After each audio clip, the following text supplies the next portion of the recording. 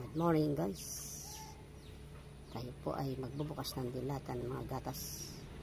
Tayo ay magagawa na naman ng Alamagnum ice candy. At bubukas na tayo.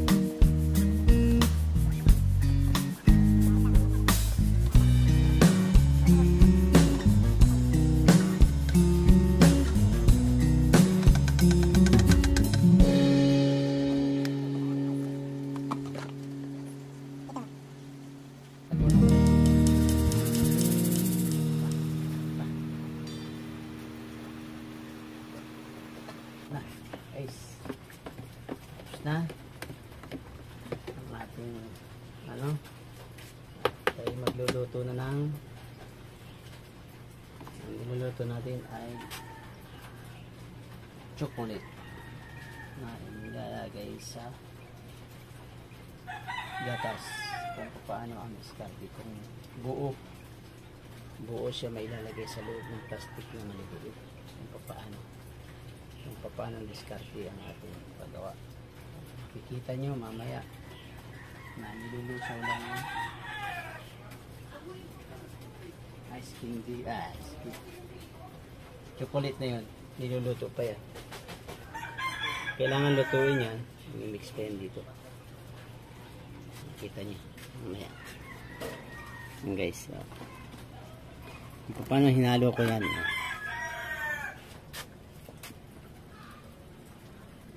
Yan yan solid na ang ating ginamit ng dilata ng gatas yan. Po guys, ayan na po ang ating gagawing ice candy. Sisimulan po natin ang ating paggagawa ng ice candy. Magnum ang ating pangalan ng ating ice candy. Ayan. Dahil ang gagamitin natin, yung gunting at yung plastic na yan, yung plastic na ipatok. Ayan. Saan yung plastic na may chocolate? Yan na po ang ating ano. Okay. Umpisa na natin. Next ano natin okay. Next.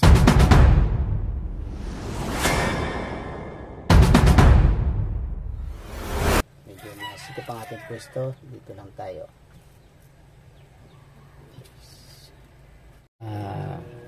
Lagay po natin 40 na ang ating nagawang ice candy Magnum. Guys, ano po ang ating ice candy natapos na rin. Ang nabuo natin na ice candy sa 10 lata ay nasa 75 na piraso po. Yan guys, ang ating ice candy Magnum. Tapos ang oras natin ay nag-umpisa ng alas 8 hanggang 11 ng tanghali, na medyo matagal-tagal ang paggawa nitong ganitong ice candy. Matrabaho kasi gawa ng chocolate. Yung chocolate kasi ang napapatagal dyan kasi na-proseso pa yung paggawa ng paglagay sa ng chocolate. Yan guys, bye bye. Next kasi naman po ang gustong bumili ng ice candy to, dito lang po kay Tito Rody Vlogs, order lang po kayo dahil nasa kayang gumawa ng 100 piraso ang ating ice candy. Okay, bye bye. Ayan na po, sasara na natin. Ayan na guys, bye bye. Wala na ang ating ginagamit na marip ay ayan po. Ayan, Panasonic. Ayan, ang ating Panasonic inverter. Ginamit natin rip sa pagpapalamig ng ating pagpatigas ng ating ice candy. Ayan. At yan po ang ilalim baba. Paninda. Ayan. Bye bye guys. Salamat. Kung gusto ng Red Horse, andyan. Tubig ako. Thank you.